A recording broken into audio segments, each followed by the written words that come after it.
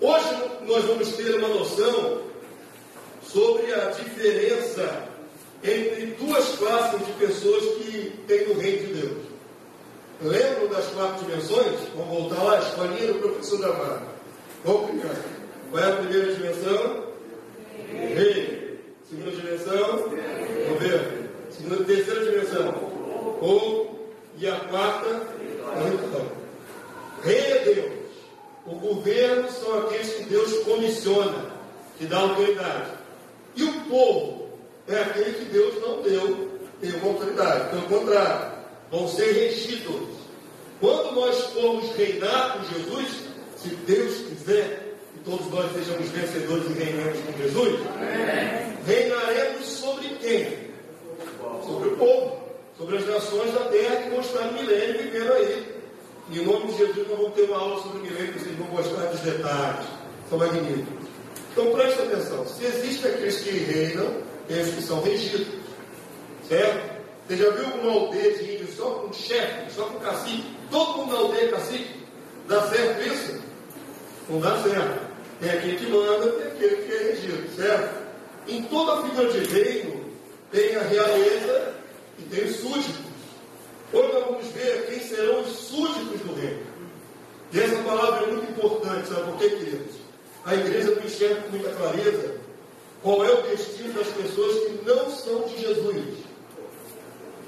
Você aprendeu, a maioria de vocês aprendeu na igreja, a teologia que diz: ou aceita Jesus ou vai para o inferno. Todos vocês aprenderam isso, pelo menos os que são de igreja evangélica. Não é assim a teologia?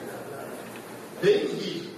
Ou aceita Jesus ou vai para o inferno. Essa é a teologia que é pregada. Aí eu pergunto a vocês, será que é assim mesmo, tão engessado assim? Deus não tem nenhuma misericórdia com aqueles que não são de Jesus? Então não tem misericórdia? Tem ou não tem? Tem que ter, ué. O meu Deus é muito mais justo que isso. Preste atenção, queridos. Durante muitos séculos, não teve essa oportunidade de crer em Jesus para ser salvo. Naquele período da apostasia, quando a igreja vai para as trevas, não era aceitar a Jesus, como era nos dias de hoje, ou a partir da reforma. Era aceitar a igreja. Ou você aceitava a igreja romana, ou estava fora, era herege. Não tinha esse oferecimento de Jesus. A igreja romana não exaltava Jesus, exaltava Maria. Maria, por muitos séculos, foi mais importante que o seu filho. Tinha que crer em Maria, não em Jesus. Então, nesses séculos todos que era empurrado para ela abaixo Maria e não tinha Jesus Salvador, como é que essa humanidade se salvou? Ninguém se salvou nesses séculos todos. Estão entendendo? A teologia que diz que quem não aceitar Jesus vai para o inferno não explica, por exemplo, qual é o destino dos povos que ainda não ouviram de Jesus. Não explica qual é o destino dos índios que não têm conhecimento de Jesus. Quando morre, qual é a condenação desse índio? Ele nunca teve a oportunidade de ouvir a Jesus. E as crianças que morrem antes de chegar na fase do entendimento? Qual é o destino delas?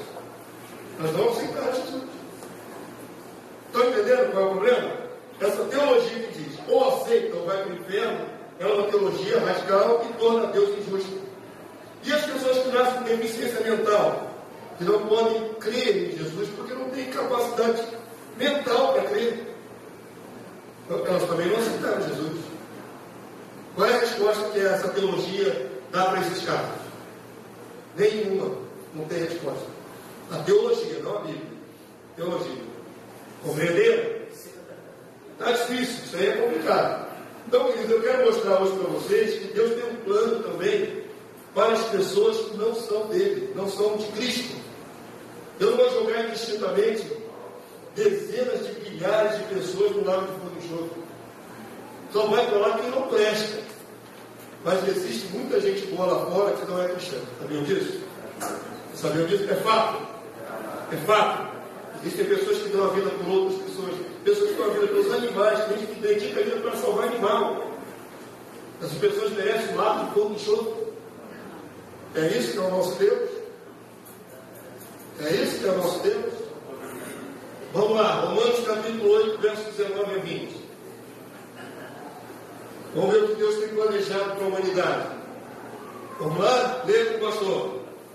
A ardente expectativa da criação aguarda a revelação dos filhos de Deus, pois a criação está sujeita à vaidade, não voluntariamente, mas por causa daquele que a sujeitou.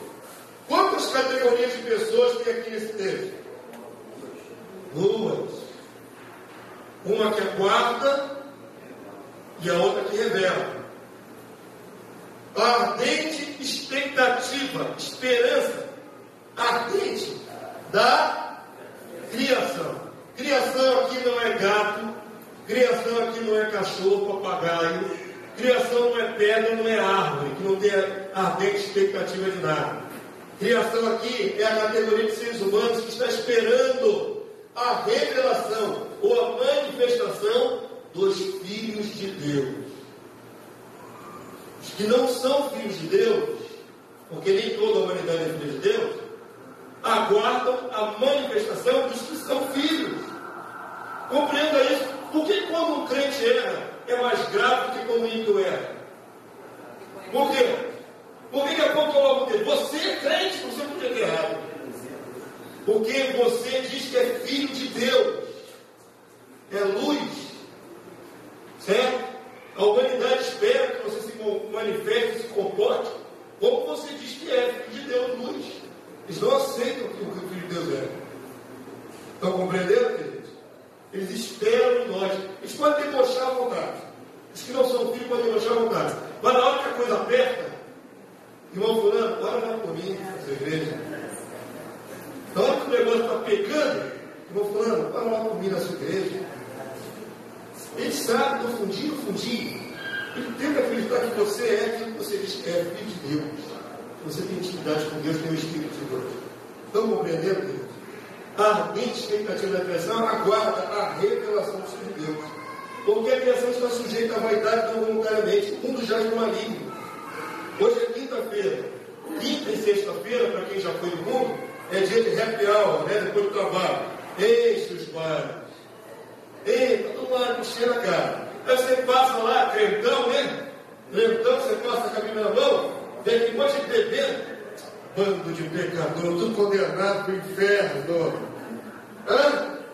É assim que você procede? Está errado, querido. Está errado. As pessoas estão ali porque estão sujeitas à vaidade não voluntariamente. Elas nem percebem porque elas têm que encher a cara.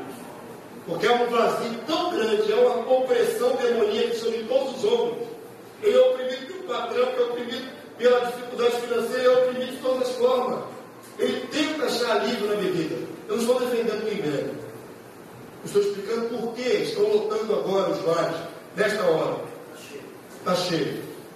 Você tem que entender que as pessoas estão debaixo de um jugo maligno, sofrendo dores, opressões, decepções, e elas tentam ali aliviar.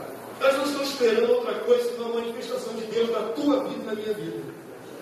Certo? Mas às vezes você só condená-las. Se você manifestar a Cristo, elas vão ter a opção de crer. Pelo menos vão ver que é verdadeira a palavra que você prega. Por isso, eles aguardam a nossa revelação. Certo, querido? Estão compreendendo? Existem os seres humanos que não receberam o privilégio que você recebeu, de ser filho de Deus. Vamos avançar, que eu quero mostrar uma coisa fantástica para você. A graça da predestinação dos filhos. A predestinação, mesmo no meio cristão evangélico, causa uma polêmica terrível. Sabe por quê? Os cristãos evangélicos têm duas linhas, mais ou menos, são divididos em duas linhas. Os que acreditam na predestinação e os que rejeitam veementemente a predestinação. Por quê? Parece que a predestinação é uma injustiça de Deus. Não é? Não parece uma injustiça? Se Deus já escolheu os que Ele quis para Ele, antes que essas pessoas nascessem, os que Deus não escolheu, Deus jogou fora no lixo, no caldeirão do diabo. Não parece uma injustiça? Parece. Mas a predestinação está na Bíblia. Você não pode tirar o que está escrito aí. Você pode até não entender.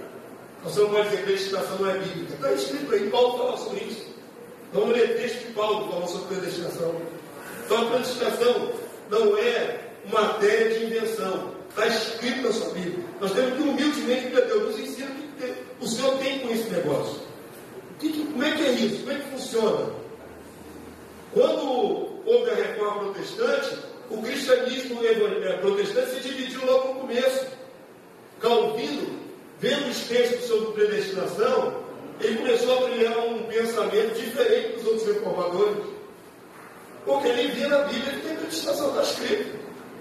Mas os outros não acreditavam da mesma maneira que Calvino. Aí, o movimento protestante já começou se dividindo. Por que a igreja é dividida hoje? Evangelho. Desde o começo da reforma, a igreja é dividida.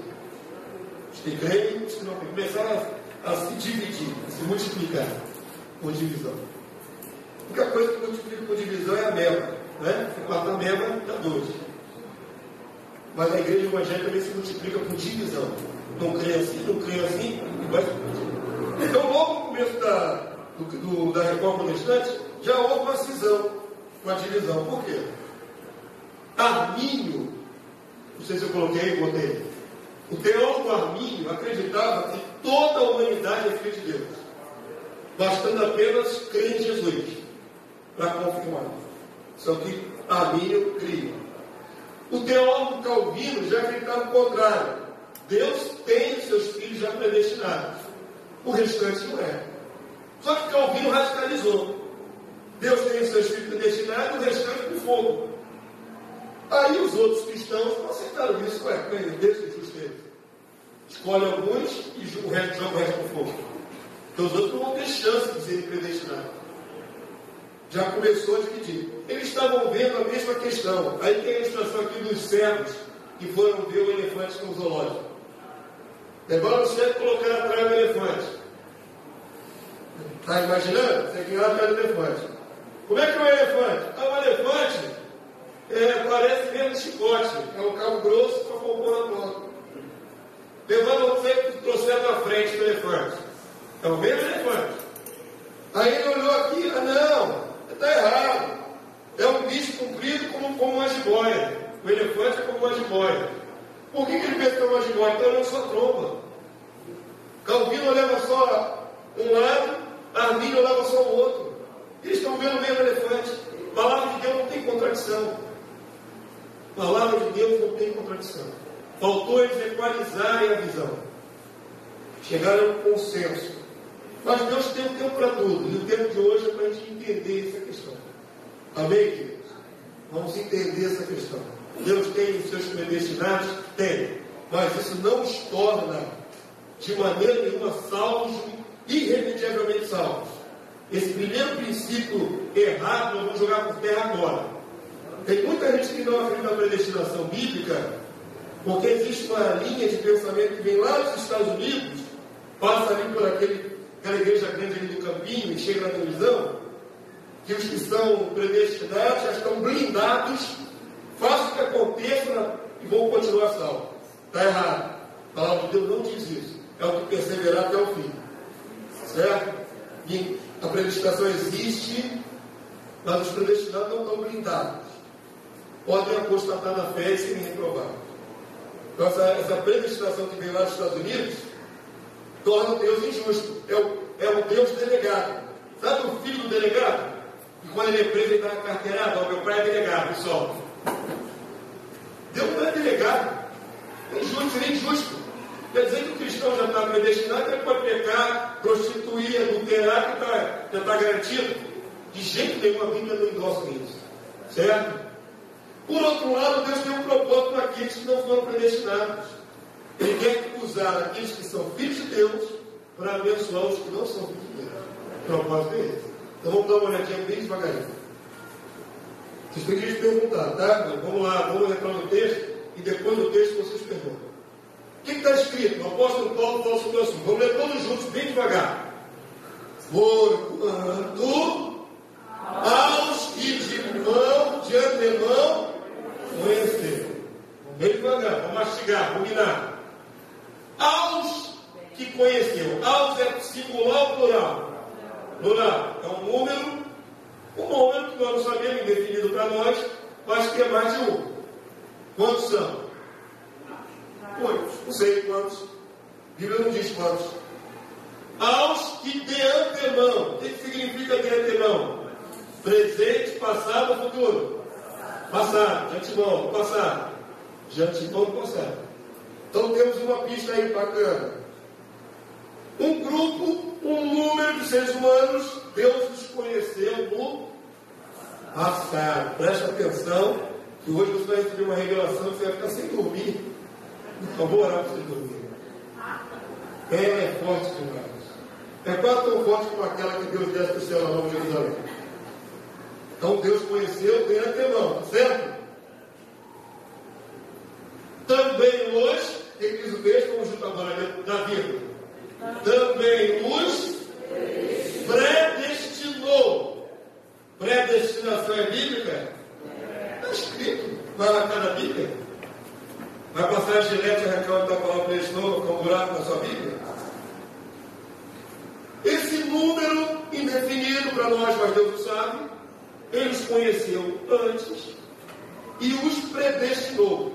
Predestinar, você vai ver que o sinônimo predestinar é vocacionar. Os vocacionou. Predestinar já não é garantia de salvação, não. É vocação. Preste atenção, vamos bem devagarinho. Vocação para o quê? Esse número de pessoas que Deus conheceu.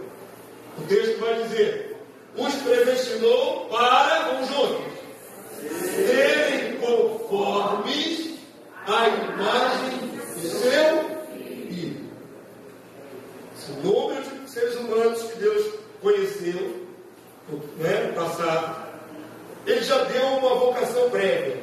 Eu quero que estes se pareçam com o meu Filho. Quem?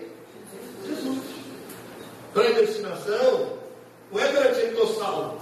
Predestinação é uma vocação para nos assemelharmos a Jesus. Vocação para sermos santos, parecidos com Jesus. Toda a humanidade não recebeu essa vocação, esse privilégio. Então presta atenção. Se você nunca pensou nisso na sua vida, se você entrou na igreja só para ser perdoado dos pecados, nunca imaginou o reino nem coisa parecida, talvez também nunca tenha imaginado que Deus te chamou para parecer com seu filho mais velho, Jesus.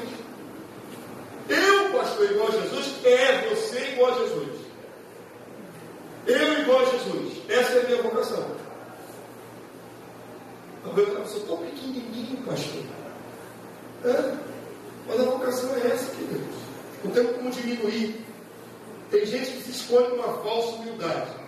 Longe de mim isso. É soberbo, mano. Isso é falsa humildade. Se Deus está dizendo que quer isso para você, quem é você para discutir com Deus? Não é você que está pensando grande. É Deus que pensou coisas grandes a teu respeito. É diferente. Você não está pensando grande da sua própria cabeça. Senhor, eu não me acho em condições. Mas o Senhor disse que eu vou ser isso, então vou me esforçar para ser. Amém? Isso é verdadeira humildade. Não falsa humildade. Longe de mim isso. Sou pequenininho, eu não quero essa grandeza. Você está negando o que Deus planejou para a sua vida. Então vamos lá, devagarinho. Para sermos conformes ou semelhantes, tomarmos a forma de quem? Do seu Filho, Jesus. Leia comigo o restante. A fim de que Ele seja, Jesus, o que diz aqui? O primogênito entre muitos irmãos. A predestinação é fazer com que todos os irmãozinhos de Jesus fiquem semelhantes a Ele, o mais velho. Ele é o primogênito mais velho. Ele é o modelo que nós devemos imitar e nos assemelhar. Estão compreendendo? Agora chegam cristãos aqui, por falta de entendimento, que não têm coragem de dizer que são irmãos de Jesus. São irmãos de Jesus, filho do mesmo Deus.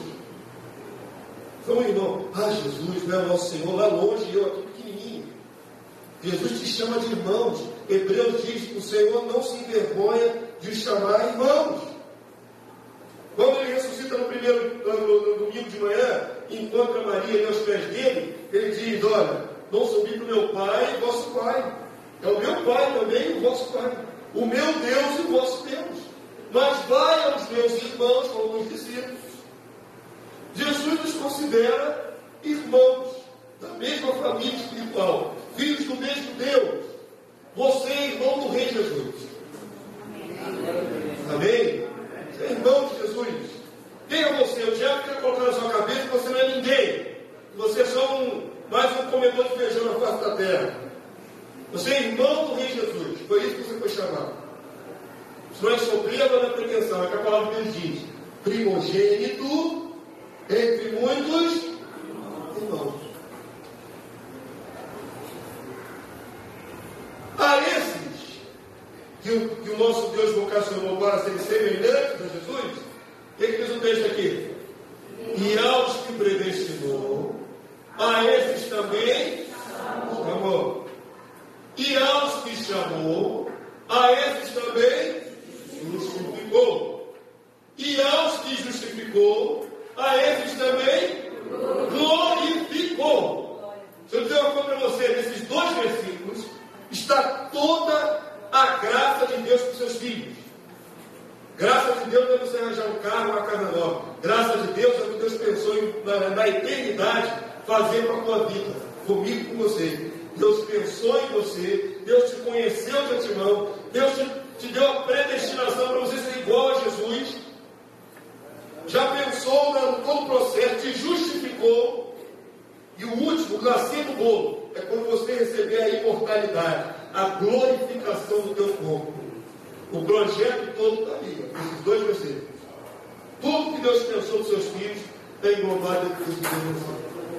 Está bem? Vou mostrar como. De maneira gráfica.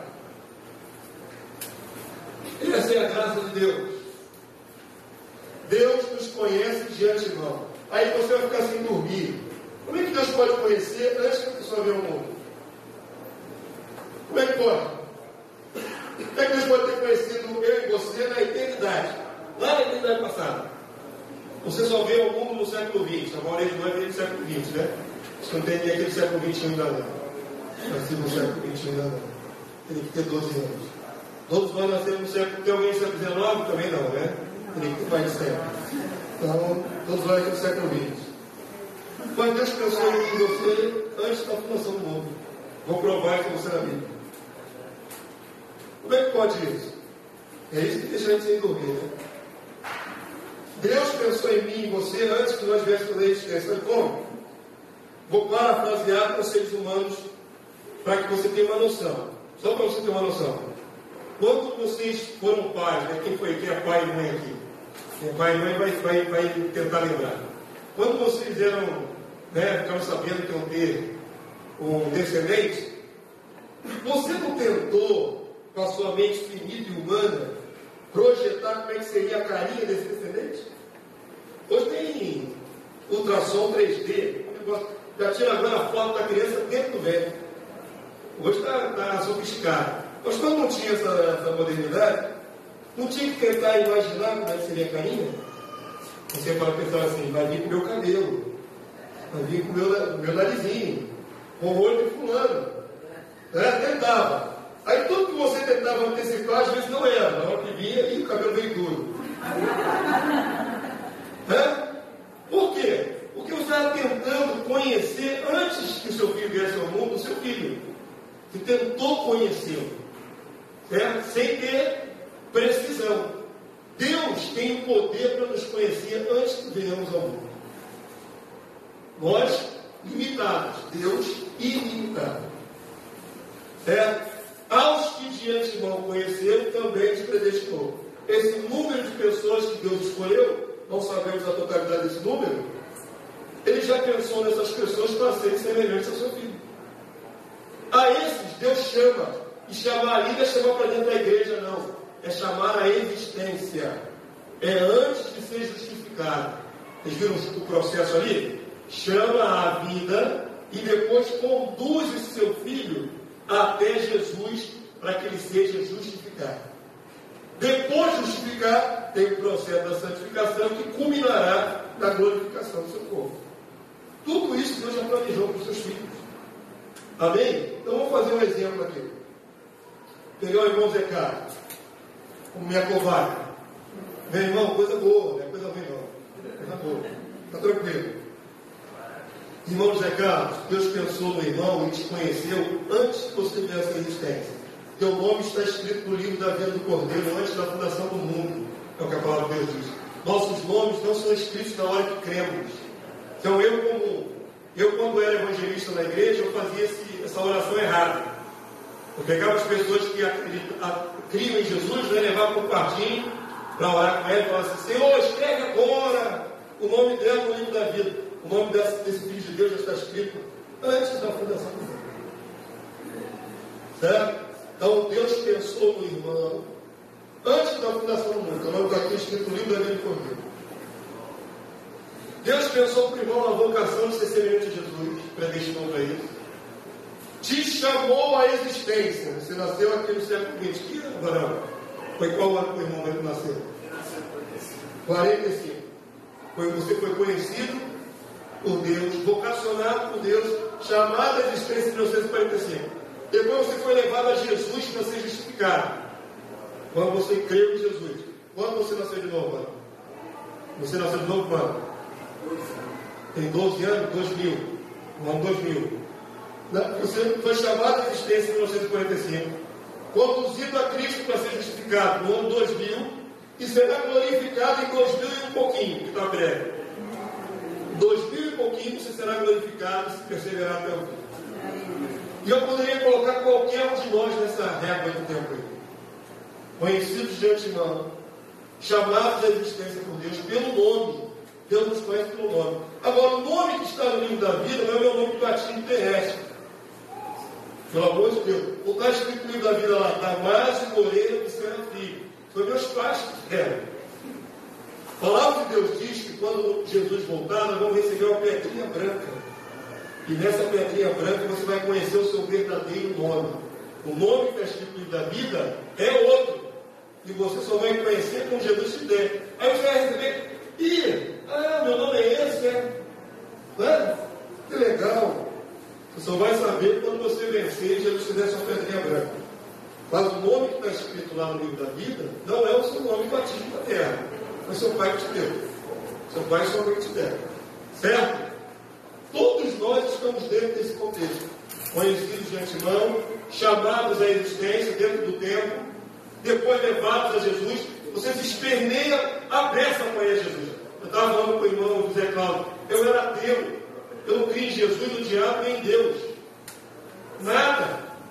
Eu não tinha nem temor. Tem gente que está no mundo, no Evangelho, mas eu não tenho temor. Eu nem temor tinha. Nós temávamos direto. Mas é eleito de Deus, eu não sabia. Tem um eleito sabe que é eleito. Você nasceu sabendo que você é eleito de Deus? Tem um eleito sabe que é eleito. Mas no tempo de Deus, Deus nos conduz. O tempo que chegou para eu vir a Cristo, é como se o Senhor nos tateasse para dentro do aprisco. O Espírito vai acontecendo uma coisa e te vai jogando para dentro da igreja. Assim. Vai te conduzindo, vai te conduzindo. Quando você vê que você já está lá rendido, sem Jesus meu Senhor. É o Espírito de Deus que te conduz. Amém, queridos? Quando você vê que você já está rendido, ninguém vem de boa vontade para Cristo, alguém vem de boa vontade. Eu pensava nas coisas que eu ia perder, amizade, farra, bebida. Mas o Espírito de Deus vai nos conduzir, nos tangendo até você chegar a Cristo. Aí você se rende. Eu gosto de consertar aqui uma expressão evangélica que eu acho equivocada. Na Bíblia não diz aceitar Jesus, diz. Aceitar Jesus é um jargão evangélico brasileiro. No Brasil, em português, fala aceitar Jesus. Na Bíblia fala crer em Jesus. Gente, você creu. Jesus não é uma mercadoria que está sendo oferecida. Aceita Jesus. Aceita, por favor, Jesus. Jesus não é tomate na feira. Os empregados, as pessoas devem crer em Jesus. Certo? Mas é comum no meio protestante evangélico brasileiro falar aceitar Jesus. Jesus não é oferecido assim, não. Jesus tem muito valor. Não é um tomate coito na feira, não. Nós cremos em Jesus. Pela graça de Deus, cremos em Jesus. O Senhor nos deu a faculdade de crer no Filho de Deus. Não vem de você, é dom de Deus. Então, se você está crendo agora, glória a Deus que te permitiu isso. Não é por causa que você é muito inteligente, não. Avança para mim.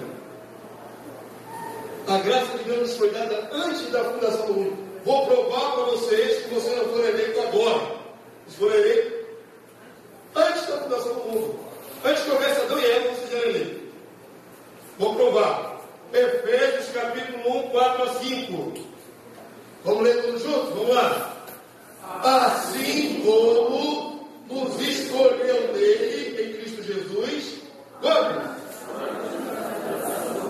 Antes da fundação do mundo.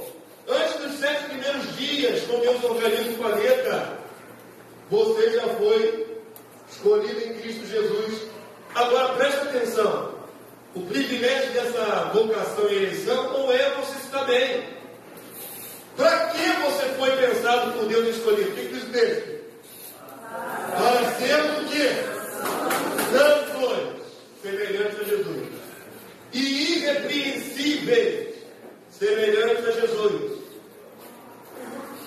Perante Ele e em amor. Quem diz aqui o texto? Lê comigo. Nos predestinou para Ele, para a adoção de filhos, por meio de Jesus Cristo, segundo o beneplácito da sua vontade, segundo o seu bem-querer, como Deus quis. Isso não é, nenhum ser humano pode determinar quem vai ser eleito e quem não vai ser eleito. É segundo a vontade de Deus, não de homens. Vou falar uma coisa muito séria para vocês. Nem todos cristãos têm filho eleito. Deus não tem neto. Deus não tem neto. Deus tem filhos. O teu filho que nascer de novo é filho de Deus também, não neto. Você conduz o menino no caminho que deve andar, na expectativa que ele não se desvie. Mas Deus não tem neto. Você pode ser o único eleito numa família de 10 pessoas. E pode ser que as 10 pessoas sejam eleitas também. Mas isso não é determinado por nós. É segundo o beneplácito, o bem-querer da vontade de Deus. E é quando isso? Agora, no tempo presente? Antes da fundação do mundo. Falei que o negócio ia dar problema para vocês dormirem hoje, hein? Pensando nisso. Antes da fundação do mundo. Havia uma propaganda blasfema aí que passava um tempo atrás, eu acho que era da TIM ou da Claro, que vendia bônus para telefonia, né? Que a propaganda era mais ou menos assim, talvez alguns possam lembrar. Tinha uns camaradas andando assim num viaduto, provavelmente lá em São Paulo, aí vinha uma luz do céu sobre a cabeça dele, um holofote, aí uma voz dizia lá do céu: eu te escolhi. Aí essa luz ia escolhendo outros, né? No meio do caminho, para ganhar bônus do telefonia celular. Por último, caía em cima de um velhinho na praça, ele falava assim, ele não ouvia direito, né? Não estava entendendo que ele tinha recebido. A gente acha engraçadinho, mas é uma blasfêmia, sabe por quê? É como se Deus estivesse olhando agora no céu, sentado no seu trono, olhando para esse monte de formiguinha na terra, 7 milhões de pessoas, e por mérito, resolvendo agora quem vai ser salvo e quem não vai ser salvo. Imagina o teu Deus assim, vou dar uma chance para esse fulano aí. Não merece não, vai nada, vou dar uma chance para ele. Deus não está fazendo isso agora. Deus não está lá aleatoriamente olhando para o céu e definindo quem é eleito e quem não é eleito. Isso já foi definido antes da fundação do mundo. Amém, querido? Isso não é agora, no tempo real, no tempo presente. O que você pode fazer é ser eleito e rejeitado, reprovado, como filho de Deus. Mas Deus não está escolhendo eleitos agora, não é assim. Você é atraído para Cristo porque tem projeto para você vir aqui, determinado por Deus. Avança para mim um outro texto, 2 Timóteo capítulo 9. Vamos ler junto com o pastor? Os textos vão se clarificando. Vamos lá? Vamos ler junto com o pastor. E nos salvou, e nos chamou, com o quê? Olha a ênfase na questão de ser santo. Olha a ênfase. Santo e irrepreensível. Santo é o quê? Vocação, queridos. Eu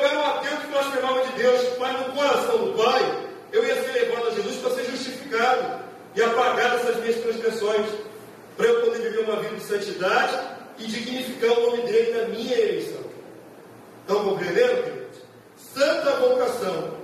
O texto é claro. Olha aqui, ó. Não segundo o quê? Não é segundo os seus méritos. Você não foi eleito porque você é muito bonzinho, né? Deus te achou bonitinho e te deu uma chance. Não é segundo as nossas obras, mas conforme a sua própria determinação e graça. Que nos foi dado quando? No tempo presente? Que nos foi, lê comigo por favor, para ir entrando na sua corrente sanguínea. Que nos foi dada em Cristo Jesus quando? Tá bom para você? Dorme com esse barulho. Dorme com esse barulho.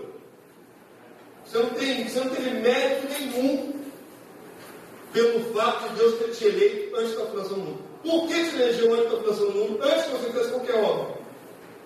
Antes que você fizesse mal ou bem. Estão compreendendo, queridos? Somos eleitos antes da fundação do mundo. Deus já, aos que de antemão Deus pensou neles, já definiu no coração quem serão os privilegiados que podem se parecer com Jesus. Que podem ser santos e irrepreensíveis. E o restante que Deus não pensou? Que tem muita raça de gente na face da terra. Esse Deus tem um propósito também, nós vamos ver na aula de hoje. Amém? Dúvidas? Eu sei que tem um monte, mas vamos lá. Um ou outro só. Dúvidas? Quando fica esse silêncio, é porque vocês não estão conseguindo nem formular a dúvida, né? Um camarada aqui que é um homem que eu conheci. Quando eu senti esse prazer tão rico dessa obra de Deus na minha vida, o seguinte, esse homem fez a faculdade todinha dentro de uma igreja de louvor. E todo lugar que eu ia, você severando nas coisas de Cristo. Eu recebia isso, mas eu digo assim, aí quando eu fui entrando dentro do meu conteúdo, da minha mente, o que era o significado de Deus, para me abraçar a Jesus, que Deus não depende nós que dependemos dele. Aí eu tenho quase então entrar dentro do conteúdo da história da palavra certa. Aí um dia eu cheguei com um homem e falei assim, pegar o único certo para você. O povo até vai aqui. Eu disse, se Deus diz que eu tenho uma certificação com ele, eu tenho que fazer a matéria dele na rua. Senão eu vou ter que ser lá no lugar e vai saber. Aí você era irmão da sua eleição. Aí eu não falei para ele assim, de coisa assim, ele começou a puxar assunto, e o pastor do meu lado falou, meu irmão, Deus usa a pessoa. Aí de lá para cá, ele chegou, me chamou no canto e falou assim, eu sei que você não tem sentido, mas aqui eu quero dizer assim, então, eu quero ver agora que amém. Você sabe por que o irmão começou a crer? Por que o irmão começou a crer? Porque você quis? Não. Você começou a crer porque você não é eleito. Independente do tempo que você viveu lá no mundão, nas coisas erradas, na podridão, você era eleito e não sabia. No tempo de Deus, Deus desperta isso no seu coração. O desejo mais do que latente de buscar a sua justificação, a sua redenção em Cristo Jesus. Diga, Débora. Todos que creem em Jesus são predestinados. Todos. Nem todos que creem em Jesus são predestinados. Tem o nome escrito da vida antes da fundação do mundo. Eles são levados. Há uma regra áurea na palavra de Deus. Jesus falou, todo que o Pai lhe dá, esse virá a mim. Essa é a regra mais forte. Você pode espernear à vontade. Não quer conceber para render a Jesus. Não é? Não quero minha balada, meu pagode, meu brasileiro. Conceber para render a Jesus. Todo que o Pai lhe dá, esse virá a mim. É uma regra irresistível. Diga, Marão. Por favor, até agora o senhor explicou a respeito da universidade. Agora, mais uma outra pergunta. No começo nós falamos de um outro grupo de pessoas. Nós vamos entrar. Vamos entrar. Até o final você vai ter a resposta. Só tem que ir devagarinho, 1 mais 1 igual a 2. Muitos de vocês nem criam na predestinação. Estou tentando primeiro mostrar que tem os eleitos. Depois eu mostro os que não são eleitos. Então vamos até o final, você vai ser satisfeito. Em nome de Jesus. Quanto à questão dos eleitos, estão compreendendo, queridos? Estão compreendendo? Os eleitos são eleitos agora, no tempo presente? Não. Vários textos dizendo que é antes da fundação do mundo, nos tempos eternos, a eternidade passada. Veja bem, não é no tempo presente ser eleito. Deus pensou em você antes da fundação do mundo. Agora, Deus te chama à existência dentro do tempo. Certo? No tempo que Ele quis. Você vê. Em especial, quem leu o Salmo 139, lindíssimo de Davi. No ventre da minha mãe eu fui entretecido. Que coisa linda que salmo. Davi naquele tempo não tinha outra fotografia. Deus revelou a ele pelo Espírito como é que ia lá dentro. No ventre também eu fui entretecido. Sabe o que é entretecer? Entretecer é entrelaçar a treliça, a palha, como quem faz um cesto de artesanato. Então aí, figura poética, Deus vai nos moldando dentro do ventre da nossa mãe. Você é artesanato de Deus. Amém? Isso deveria te ajudar a avançar por terra qualquer complexo de inferioridade. Não importa se o cabelinho é mais duro e grande que nem o meu, ou o narizinho mais amassado. Você é um artesanato de Deus.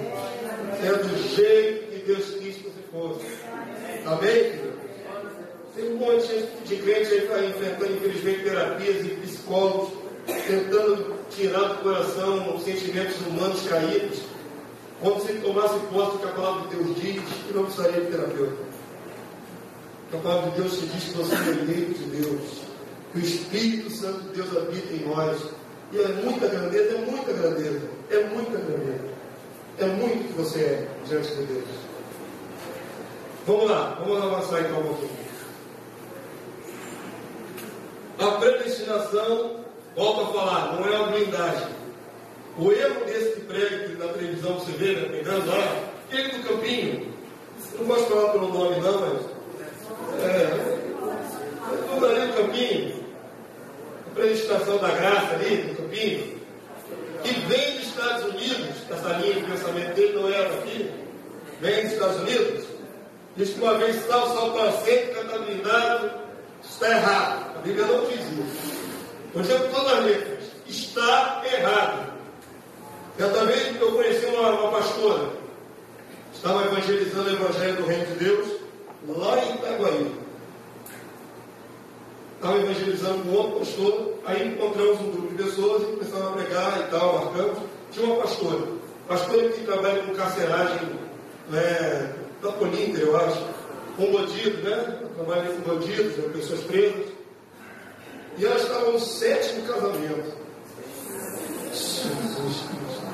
Essa frase que ela mais gostava de dizer: estou reinando em vida. Eu falei, minha irmã, não está reinando não, querida. Primeiro, o 7º casamento já me disse que não está reinando, né? Tem alguma coisa errada. Se não é por viuvez, por que trocou tanto de marido assim? Ou os maridos não prestavam, ou então problemas dos maridos. Ou um ou outro, 7 vezes, poxa.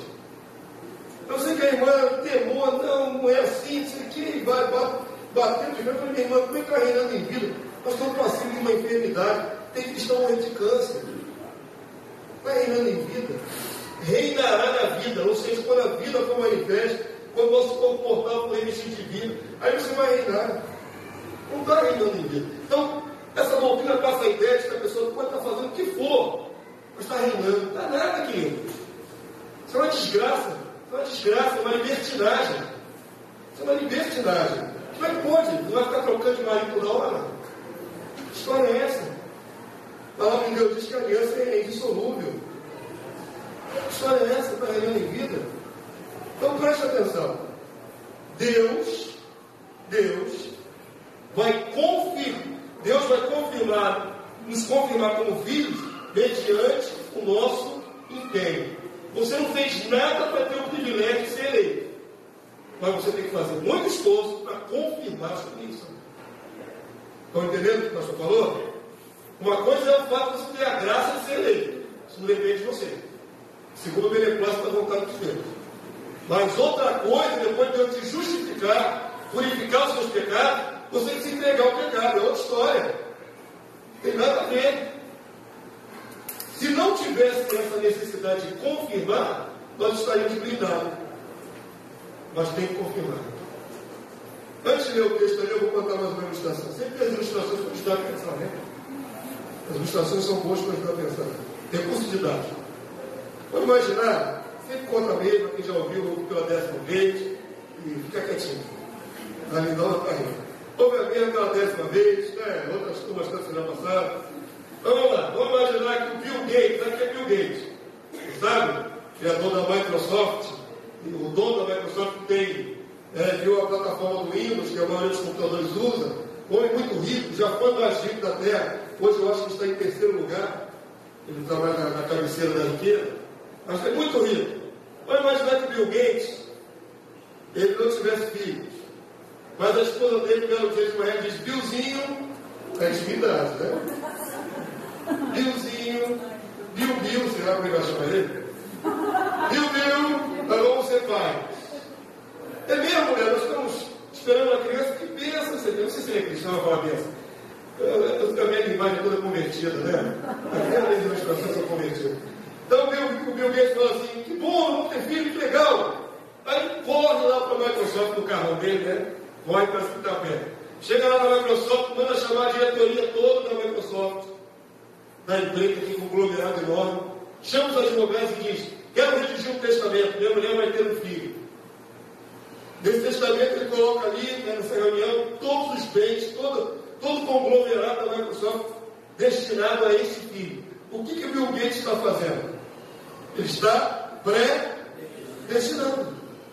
A criança não é nem visível ao microscópio, é uma célula se dividindo, né? É uma coisinha informe e já está predestinada a herdar o conglomerado da Microsoft. Isso é predestinação, uma figura, né? Aí vamos lá. A criança nasce, o menino nasce, cresce, e desde a infância ele demonstra que não tem bom caráter. Uma criança maligna, má, desajustada, mesmo sendo filho de quem é. E aí na juventude ela se entrega às drogas, à prostituição, vai rico. Aí eu pergunto para vocês, em termos de ilustração, quando ele chegar à maioridade, que estava lá, desde antes de ele nascer, estava escrito lá uma cláusula, que aos 18 anos ele herdaria tudo. Quando ele chegar à maioridade, sendo um delinquente, o Bill Gates vai confirmar esse contrato que ele fez antes? Esse testamento? Vai dar todo o conglomerado, milhares de vidas dependem dessa empresa, vai dar na mão do delinquente, do filho dele? Desse drogado, desse viciado, vai dar na mão dele? Não, por que não? Porque a despeito dele ter sido predestinado antes, ele não confirmou um comportamento digno. Ele não teve condições de assumir aquilo pelo qual ele foi predestinado. Compreenderam essa situação, queridos? Então, agora vocês vão compreender esse mesmo conceito da palavra. Nós somos predestinados, glória a Deus. Então nós temos que confirmar a nossa predestinação e eleição. Olha o que a palavra de Deus diz, 2 de Pedro, capítulo 1, verso 10. Leia, por favor. Quando você lê, a palavra te impregna. Quando você ouve, ela já entra. Mas quando você fala, você está falando a palavra de Deus. Ela tem um poder de te impregnar. Amém, querido? Jesus fala que sai da boca e contamina o homem, né? Coisas ruins saem do coração do homem e contaminam o homem. Coisas boas também saem da boca do homem. As coisas espirituais. Então deixa sair coisas espirituais na sua boca. Vamos ler juntos. Já está na hora do recreio. Passa muito rápido. Já está na hora do nosso recreio. 2 de Pedro 1,10. Vamos lá. Por isso, irmãos, procurai com diligência e esforço cada vez maior confirmar a vossa vocação e eleição, porquanto, procedendo assim, não tropeçareis em tempo algum. Amém?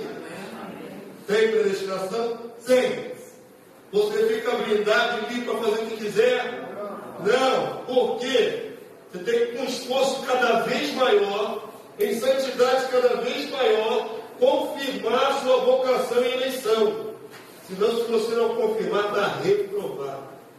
A palavra de Deus diz que alguns filhos são chamados de bastardo. O que não se coloca debaixo da disciplina comum, é o tipo desse.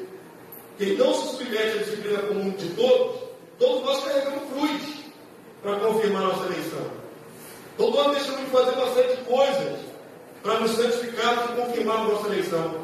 Não é isso? O irmão podia gostar muito de saracotear aqui de Sapucaí. Não é isso? E os seus querendo lá. Nós temos que abrir mão por quê? Por causa da sua eleição. Tá certo? Então, queridos, nós temos que confirmar, como proceder cada vez mais digno, mais santo, a nossa vocação e eleição. Fazendo assim, se esforçando, você não tropeça em tempo nenhum. Se não se esforçar, tropeça. Tropeça, cai e pode ser chamado mais tarde. Filho ilegítimo, né? Diga, meu irmão. Aí, no caso, uma pessoa que é eleita, e aí ela não cumpre seus deveres, não chega lá, e aí, o nome registrado do livro? Que nome pode ser registrado no livro da vida? Jesus disse que é o vencedor não risca. Pressupõe-se que ao que não vencer é arriscado. Não está escrito, o perdedor será arriscado no livro da vida. Existe. Ao que vencer, de maneira nenhuma arriscarei no livro da vida. Se não houvesse nenhuma possibilidade de arriscar, não precisa nem falar isso. Está entendendo? Ao que vencer, mostra sempre que o cristianismo é feito de esforço, queridos. É o que vencer. Não estamos já vitoriosos, estamos reinando em vida. Qualquer um de nós aqui pode apostatar da fé das costas de Deus e das costas de Deus. Inclusive eu que estou pregando essa palavra para vocês. Não é? Se eu quiser largar tudo, Deus demora muito para me dar o que eu quero. Vou fazer uma suposição, né? Eu posso sair de Cristo, não completar o raciocínio, não vou entender o que eu quero falar. Eu posso sair de Cristo? Posso. Não devo. Por Deus eu posso, queridos. Que livre é livre-arbítrio. Eu não posso voltar agora. Eu quero ir o centro espírita bater curimba lá e ver demônio descer. Posso. Eu não devo. Eu posso. Agora, um filho de Deus que foi pensado por Deus para ser santo, semelhante a Jesus, recebeu a graça, recebeu o Espírito e abre mão de tudo isso, o que você acha que esse filho de Deus merece? Ser riscado no livro da vida. E se for riscado, meu irmão, é lago de fogo e enxofre. Não ressuscita na volta de Jesus, espera o segundo juízo, a segunda ressurreição, para comparecer em tribunal reprovado. Vai se observar no livro da vida se não ninguém está lá. Não está? Vamos começar. Não queira ser reprovado, não. Vamos lá, vamos para o nosso recreio. Vamos lá, volta e escreve um pouquinho. Depois você faz a pergunta. Vamos lá. Morreu? A porta é apertada, de caminho apertado para a estreita. Não está aí, não? Ai, Jesus. Vem aí, por favor, amados. Vem aí, por favor. Porque essa hora já está sempre posto lá no nosso lanche. Aonde demorou. Ai, Marco Antônio, foi bom. Dá uma larga aí quando estiver pronto. O forno deu problema. O forno deu problema? Então não foi negligência. O apóstolo Paulo diz assim: os que receberam a abundância da graça e o dom da justiça reinarão em vida através de Jesus Cristo. Reinarão sempre no futuro, né? Esse reinarão em vida significa o nosso tempo com Jesus na vida eterna. Claro. Na vida. Reinarão em vida. Certo? Não é agora nesse tempo presente. Não estamos reinando, queridos. Teve uma ocasião, está escrito a sua Bíblia, eu só não lembro agora qual texto, que um grupo de cristãos começaram a se regozijar como se Jesus tivesse voltado. Aí Paulo falou para eles assim: vocês já chegaram a reinar? Vocês já chegaram a reinar? Quem dera vocês já estivessem reinando, porque nós também estaremos reinando. Porque ninguém vai reinar um antes do outro. Uma igreja não vai reinar antes da outra. Paulo repreende eles: vocês já chegaram a reinar já?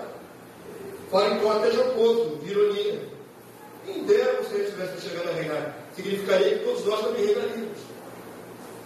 Por que todas as igrejas dizem que o pessoal que tem 20 anos diz que já está salvo? Porque enquanto em Cristo estamos salvos. A questão é: nenhuma condenação há para quem está em Cristo Jesus. Veja bem, um grande problema da igreja é o seguinte: você vai a Cristo, certo? Você está perdido, você vai a Cristo. Jesus Cristo disse que Ele é o quê? A porta. Mas Ele é só a porta. Isso é só a porta. Se atravessou, já está salvo. Jesus é a porta e é também o caminho. É apertado e estreito. Então, quando você vai a Jesus, você passa pela porta. Mas agora tem um caminho, querido. Esse caminho. O caminho é esse caminho até a volta de Jesus ao seu morte. E a luta na obra, né? Paulo diz: combati o bom combate, a vida toda lutando. Completei a carreira, o caminho, guardei a fé. Tem que ir até o fim guardando a fé. Aí você está salvo. A coroa da justiça já está reservada. Queridos, eu estou salvo enquanto em Cristo Jesus. Eu estou aqui em Cristo Jesus. Estou salvo. Amanhã eu posso apostatar? Posso. Estarei salvo do mesmo jeito? Estão entendendo? Não está tudo consumado. Não está tudo consumado. Você recebeu o privilégio, a graça de ser um eleito de Deus. A graça de alcançar a dimensão em Cristo Jesus. Isso é a graça. Mas agora você tem um caminho. E tem que ser com diligência cada vez maior para confirmar a sua vocação e eleição. O problema, queridos, é que ensina os cristãos nas igrejas evangélicas assim. O camarada levantou a mão, né? Tem um apelo, os pastores fazem um apelo. Quem quer aceitar Jesus? Quem quer aceitar? Aí, ou eu quero, tá, o senhor vem à frente. Então, irmão, agora você de Jesus. Tá beleza. Já está salvo. Aí, camarada, se você está salvo, vai fazer que esforço para santificar? Você precisa fazer esforço, já está salvo. É como dar um prêmio antes de chegar no final da jornada. Tem uma ilustração que eu faço que é assim: sabe corrida que vai ter na Olimpíada? Os camaradas se aprumam na linha de saída, né? Na posição, ali se agacham, estão esperando o toque da buzina ou o tiro do juiz para sair correndo. Aí antes que dê o toque para sair correndo, chega o juiz, não precisa correr não, toma aqui, ó. Está aqui o troféu. Antes de correr, dá o troféu na sua mão. Aí já pega o troféu, pronto. Que valor esse atleta vai nesse troféu? Nenhum correu. Não, ninguém pode dizer quem está salvo e quem não está salvo. Só Deus. Nós queremos que estamos salvos porque o Espírito que edifica o nosso Espírito são os filhos de Deus. Quando a pessoa vai a Jesus, ela sente a sua libertação. E quando ela entrega o coração a Jesus, há uma mudança. As pessoas, ir a Jesus não é uma religião. Não é como você ser budista, adotar uma religião. Ir a Jesus é uma transformação interior muito radical. É uma transformação interior. O Espírito passa a habitar nessa pessoa e ela se sente modificada. Está no caminho da salvação. Agora você está no caminho da salvação. Depois que você recebe o Espírito, você vai continuar trilhando. Certo? E você tem que andar com diligência também maior. Agora, uma pessoa que quer ter o Espírito pode perdê-lo? Pode. Tem meios do Filho de Deus de não consumar a sua salvação. Se eu tenho o Espírito, eu sei lá, e eu resolvo dar as costas a Deus e bater por cima com o diabo, acabou para mim. Acabou para mim. Não adianta nem orar por mim mais. E se ele, isso que eu queria que o senhor explicasse, por exemplo, a pessoa está ali com um compromisso com Cristo. Ele chega e sai fora. Aí depois desse ano, daqui a pouco eu volto. Aí tem duas possibilidades. Tem duas possibilidades. O desviado. Isso. Tem gente que fica na igreja, qualquer pisão no carro dele já sai da igreja. Não é isso? Vai embora. Aí fica lá sofrendo e volta para a igreja. Aí o pastor é feio, sai da igreja de novo. Assim, qualquer bobagem. Tem duas possibilidades. Ou ele nunca nasceu de novo. Tem muita gente que está dentro das igrejas que não tem o Espírito. Ponto final. Certo? Igreja de 5.000 almas. Vocês acham que essas 5.000 têm o Espírito? Estão nascendo de novo? Não. Muito povo. Criação que vai atrás da bênção. Só isso. Não é nascido de novo. Quem é nascido de novo começa a sofrer transformações. Busca a Deus, é diferente. É muito diferente quem é nascido de novo. Quem diz uma palavra, quem busca mais recebe mais, é isso? Mas quem me entendar também é recolhido. Agora preste atenção mais completar o raciocínio. Então essa pessoa, você não sabe, toda hora está saindo e entrando na igreja, saindo e entrando na igreja. Ela pode nunca ter tido a experiência do novo nascimento. Ela gosta dos louvores, ela gosta de receber oração, mas ela não recebeu o Espírito. Essa é uma possibilidade. Segunda possibilidade, ele realmente é um filho de Deus e dá as costas. Aí ele morre espiritualmente. Ele nem vai voltar. Uma pessoa que tem um espírito que está desviado, você prega para ela de Jesus, ela se constrange, ela chora. O espírito ainda está ali, quase apagando, mas está lá dentro ainda. Ela não tem força, mas está lá tentando. Mas se ela extinguiu o espírito da vida dela, acabou. Corpo morto sente alguma coisa? Quem morrer espiritualmente não recebe pela segunda vez o Espírito Santo. Não há na Bíblia nenhuma possibilidade de alguém que perdeu o Espírito, essa pessoa morreu espiritualmente, receber uma segunda vez. Isso não existe na Bíblia. Apostatou, morreu espiritualmente, acabou. Nem ela vai querer voltar a Deus mais. Nem ela vai querer mais. Agora, alguns têm o Espírito, mas estão no mundo. O Espírito está lá dentro dele, quase apagando. Mas a palavra de Deus diz: Jesus não apaga o pavio que fumega. Sabe aquele pavio que está saindo, só na fumacinha? Mas ainda está ainda com alguma coisa? Jesus não apaga o pavio que fumega. Diga-me. Pastor, vamos supor, um católico, ali não conhece Nada. Não, mas Pouco. outra religião. Sim. Budistas, se chama ele, tantas religiões que existem. O que acontece com ele? Como assim o que acontece com ele? Ele vai no juízo final, ele vai ser julgado como uma pessoa. Vou simplificar para responder, porque a gente já está postulando. Jesus disse: todo aquele que o Pai me dá, esse virá a mim. O mundo diz: todos os caminhos levam a Deus. São jargão do mundo. Ou seja, as pessoas pensam que sendo budista, ela chega a Deus. Ela sendo católica, da maneira que ela pratica, vai chegar a Deus. Ela sendo espírita, vai chegar a Deus. O único caminho é Jesus. Tem muitas pessoas sinceras, mas sinceramente enganadas. Aí Deus pega essas pessoas que estão nas várias religiões e apresenta a elas o verdadeiro caminho, que é Jesus. Eu estou falando que o caminho é uma religião chamada evangélica. Não apresento religião como uma opção, apresento Jesus, palavra. E a fé vem pelo ouvir, e ouvir a palavra de Deus. A pessoa é exposta à palavra. E a palavra vai penetrando na mente da pessoa, a pessoa vai receber essa palavra. E quando ela vê, ela nasce de novo. Se ela for uma filha de Deus, eleita antes da fundação do mundo, ela vai nascer de novo. E ela vai sair desses outros caminhos. Vários caminhos, né? Porque ela creu na verdade, está escrito na palavra, não em religião. Deus define quem é filho ou criação antes do nascimento. É muito importante vocês entenderem isso, que eu já falei. Isso não depende da vontade dos pais. Eu quero que meu filho nasça eleito. Isso não existe. Os eleitos são eleitos antes da fundação do mundo. Você pode, do seu ventre, sair um eleito, pode sair uma pessoa que não é eleita. No mesmo ventre. Querem ver isso na Bíblia? Romanos 9, 11, 16. Ainda não eram gêmeos nascidos, nem tinham praticado bem ou mal.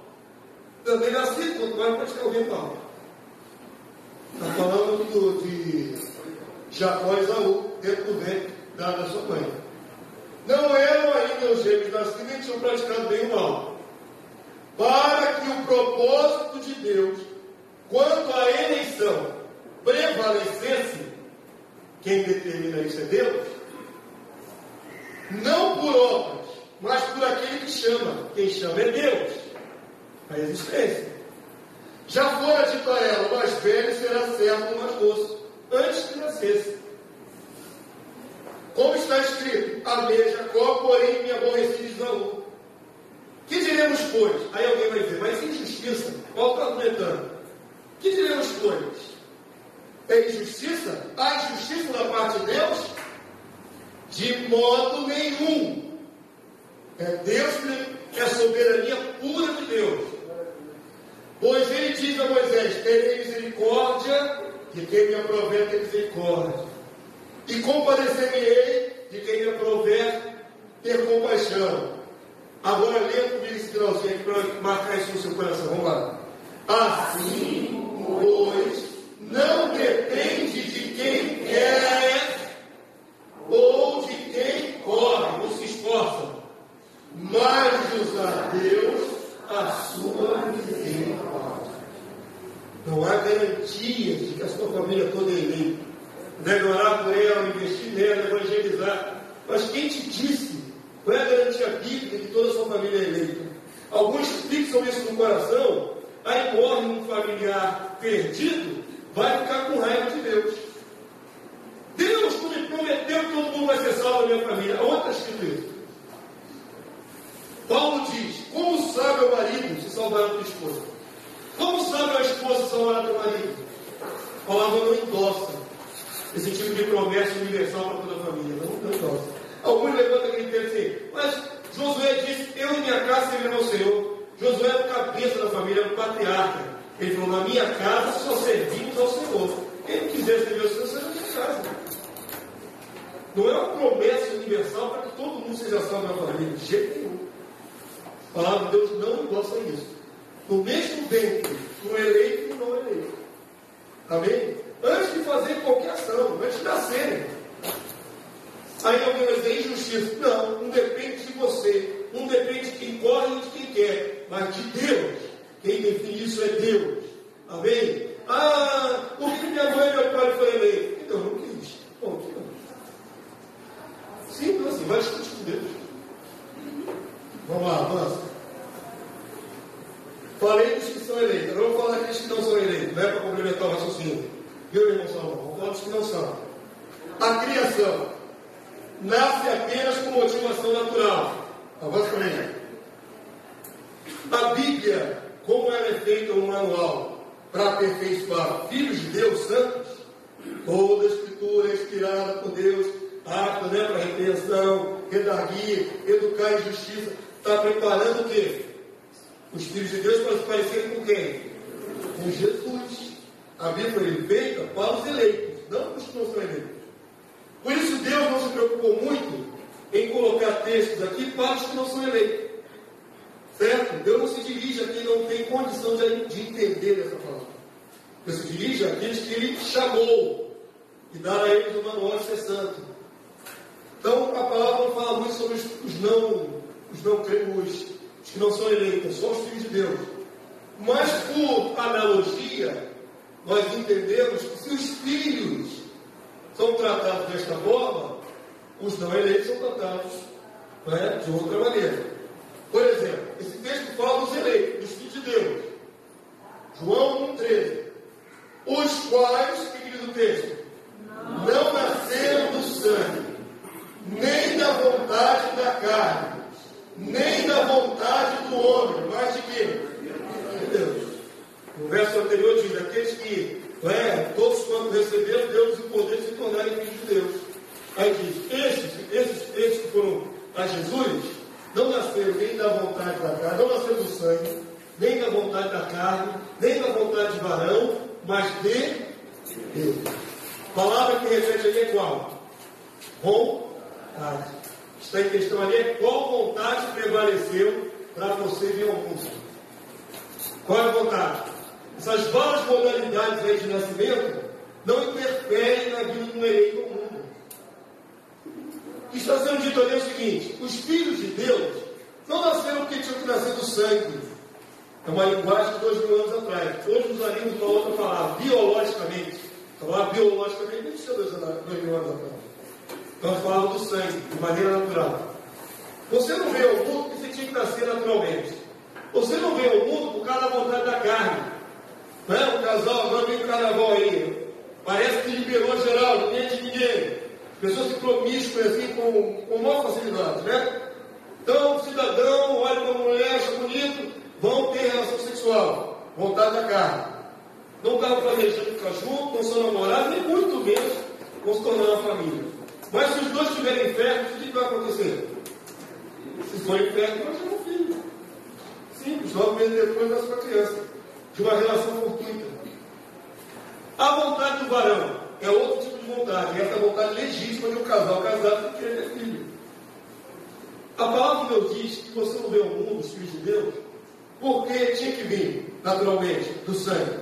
Não vê ao mundo porque alguém teve relação sexual. Não vê ao mundo porque seus pais queriam muito você. Você vê ao mundo porque Deus te trouxe ao mundo. Porque Deus te trouxe ao mundo. A vontade que prevalece para um filho de Deus ver ao mundo é a de Deus. E quantos que não são eleitos? Deus abençoou o casal inicial e eles deu a capacidade de ser fecundos. todo ser humano é potencialmente fecunda. As mulheres nascem com óvulos, os homens com a sua capacidade reprodutiva e podem gerar filhos. Não tem nada especial nisso, compreende? Não é Deus controlando a taxa de natalidade humana. Deus controla e traz especialmente os seus filhos. Querem ver isso? Avança para mim. A criação não pode receber o Espírito. Vou mostrar a vocês a diferença. E eu rogarei ao Pai e nos dará outro Consolador, a fim de que esteja para sempre convosco, o Espírito da verdade. Agora lê essa frase comigo aqui, ó. Que o mundo ou a humanidade não pode receber. Qual é a diferença entre o eleito e o não eleito? O que o Pai pensou com o eleito? Qual é a predestinação? A predestinação para quê? Para ser salvo? Então a vocação para quê? Para ser parecido com Jesus, para ser santo. Certo? Santo e irrepreensível. Para ele ser santo e irrepreensível, ele tem que receber de Deus o poder, o Espírito. Porque sem Espírito, ninguém consegue vencer a carne. Deus pensou o Espírito para os seus filhos. Deus não pensou o Espírito para toda a humanidade. Quem não é filho de Deus não recebe o Espírito Santo. Aí você pensa assim, bando de crente tem que ir para o inferno mesmo, não quer receber Jesus. Não é não quer receber Jesus. O texto aí não diz que eles não querem receber Jesus. O texto diz que eles não podem. Olha a diferença. Não é que não querem. Eles não podem. Não é dado a eles receber o Espírito Santo. Não depende do ser humano. Isso depende de Deus. Avança para mim. A criação, os que não são eleitos, não tem o nome escrito no livro da vida do Cordeiro. Como eu disse a vocês, o livro da vida já consta os nossos nomes antes da fundação do mundo.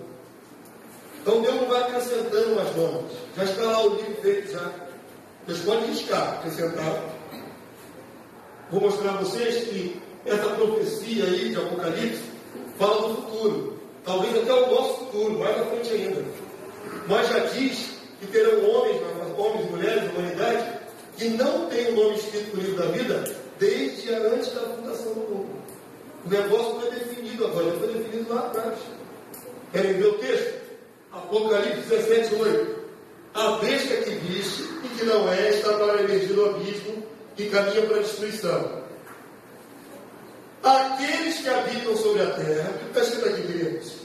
Cujos nomes não foram escritos no livro da vida desde o presente, desde agora, no tempo presente.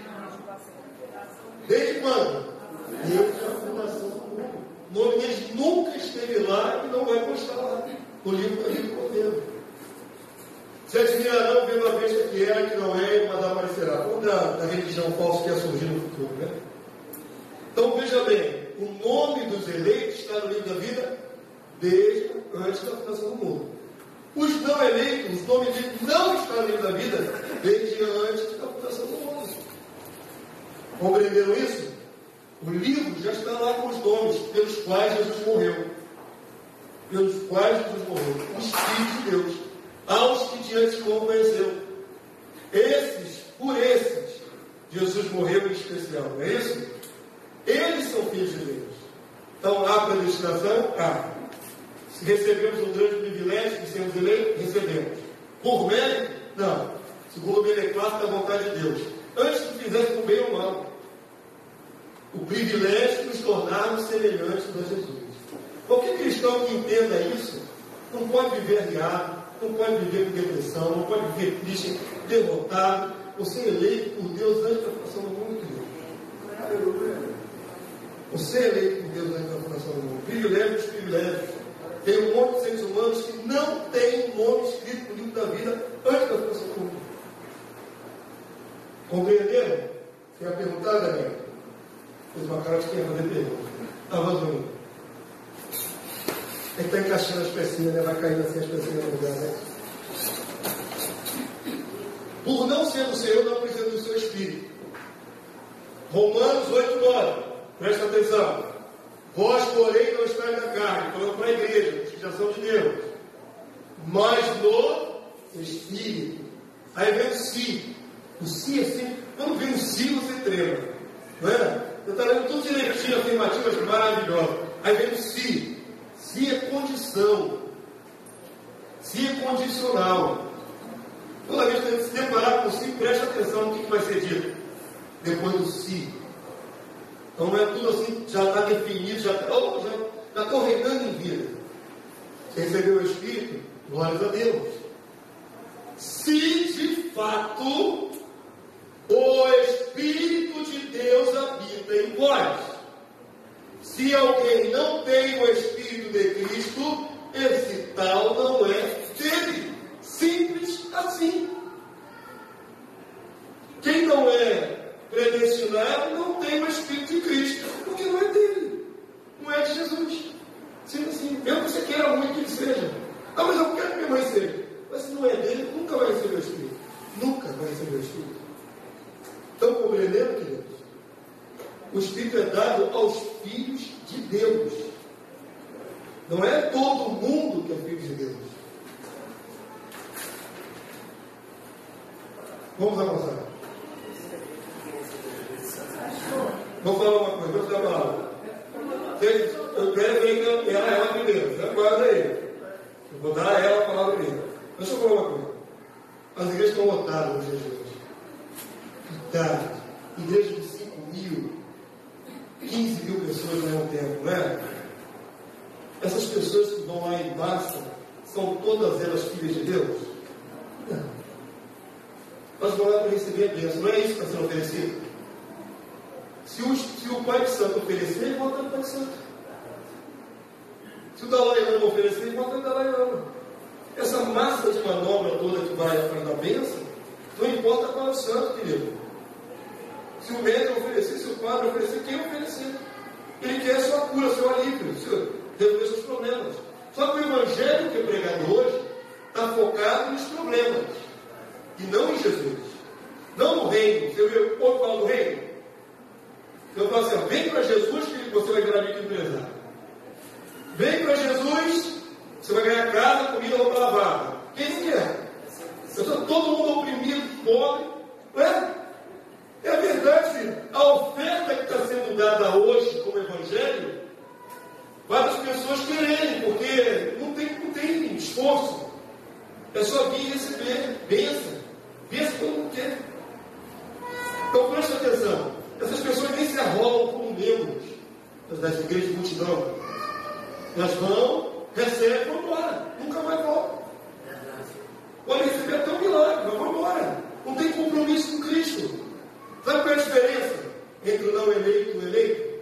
Mesmo que ele vá junto dessas igrejas de multidão, que ele nasce de novo ali, o eleito, depois que ele nasce de novo, ele tem sede de Deus. Ele tem vontade do Pai. Ele não fica conformado, ele vai ler a Bíblia. Ele vai orar em casa, vai buscar a face de Deus. O que não é eleito, passou do culto, acabou. Não tem vida com Deus. Estão compreendendo a diferença? O eleito, ele quer mais. Eu quero aprender a palavra. Ele mergulha, ele quer saber. Ele quer conhecer a Deus. O que não é, recebeu a bênção, muito obrigado, hein? Tchau, a bênção. Havia 10 leprosos. Jesus curou os 10. Os outros 9 foram curtir a vida. Obrigado, Jesus. Valeu. Estou limpo. Beleza, Jesus. Tchau. Um voltou para se prostrar e adorar. Um voltou. Vocês estão entendendo o que o pastor está mostrando a vocês? As pessoas vão à igreja. Elas não vão a Jesus para se entregar a Jesus. É uma igreja. Recebeu a bênção dela, tchau a bênção. Estou falando para eleitos. Estou falando de pessoas que vão ter compromisso até a vida de Jesus. Que vão ser seladas com o Espírito Santo. Que no seu coração começa a clamar dentro do teu peito assim, papai, eu quero Deus, eu quero Deus. É diferente, querido. Aquele que recebe o Espírito é a transformação. Começa logo com a transformação. Ele tem força para largar os pecados, os vícios. O que não recebe a Cristo não frequenta a igreja. Senta nos bancos, gosta de ouvir a música, às vezes até da pregação, mas não nasceu de novo. Estão compreendendo, amados de Deus? É muito importante você discernir. Há multidões de pessoas nas igrejas que não nasceram de novo. Ainda não nasceram de novo. Se forem filhos de Deus, de fato, vão nascer de novo. O tempo de cada um vai nascer de novo. Amém? Estou te estimulando que ele ainda não se entregou a Jesus, não, né? Deus o sabe. Você está aqui. Você ouve 2 horas e pouco de palavra. Tem mais uma característica dos que não são eleitos. Não gostam de ouvir palavra. Se o pastor prega 20 minutos, tá bom. Se ele pregar meia hora, ele é chato. Se ele pregar 40 minutos, ele é obsessivo. Se ele vai pregar 1 hora, não volta mais naquela igreja. É assim? Falar. Vocês aguentam aqui 2 horas e meia de palavra, querido. Vocês aguentam aqui 2 horas e meia de palavra. Então, para mim, eu não posso apontar quem é eleito e quem não é, mas tem grande indício de vocês serem todos eleitos, né? Vocês amam, estão amando a verdade. É uma diferença. Um que não quer nada com as coisas de Deus, vai embora na primeira aula. Muito rápido, são 10 segundos. Peraí, tem uma ordem aqui. Ainda bem que tem Luciano, vamos lá. Já respondi? Então, 1 minuto. O que brasileiro diz assim, hoje tem o batismo do Espírito Santo. Isso aí vai dar um pouco de problema que eu não vou falar hoje. Vamos avançar. Você pegou uma coisinha tão leve, né? Você me joga uma coisinha tão leve no ar, né? Você acha que você resume isso em 30 segundos? 2 horas, né? Pois é. Persevera e vamos chegar lá. Porque quando o senhor fala que Jesus está sendo Jesus e ninguém está vendo, por que nós temos que pregar? Por que nós temos que pregar? Uma forma de outra. Não, peraí. Nós vem vindo para ouvir a palavra. O único mecanismo da Bíblia para o Filho de Deus ser alcançado na de novo é a pregação. Paulo Deus diz assim: aprove a Deus salvar pela loucura da pregação. Para a pessoa crer. Como crerão se não há quem pregue? É simplesmente assim. Todos nós que nascemos de novo, alguém pregou. Alguém pregou a palavra. Ninguém nasce assim um dia. Não é cristão, nunca ouviu a palavra, não pegou a Bíblia e acorda de manhã. Hoje eu cismei, vou ser crente. Não é assim que funciona. Não é assim que funciona. Não é assim que funciona. Alguma vez você vai ser exposto à palavra, seja pregada, seja cantada, seja na televisão. A palavra é que converte o coração. Aprove a Deus salvar pela loucura da palavra. A palavra é a semente que cai em boa terra ou não. É a palavra. Certo? Então, todos os filhos de Deus eles são alcançados dessa maneira. Deus vai conduzi-los à palavra. E quando ouvirem a palavra, vão se dobrar, vão se converter e vão se entregar. Entendeu? O mecanismo é esse. Aprove a Deus salvar pela loucura da pregação. Não tem outro mecanismo. Ninguém brota sem a vontade para ser crente. Não é assim que funciona. Não é assim que funciona. Vamos avançar. Só os destinados para ter a vida eterna creem no Senhor sem vê-lo. Sem ver. Fé de eleito, crê primeiro, vê depois. Fé do mundo, só se eu ver para crer. É o contrário, né? Fé do mundo quer ver. Se é, não acredita.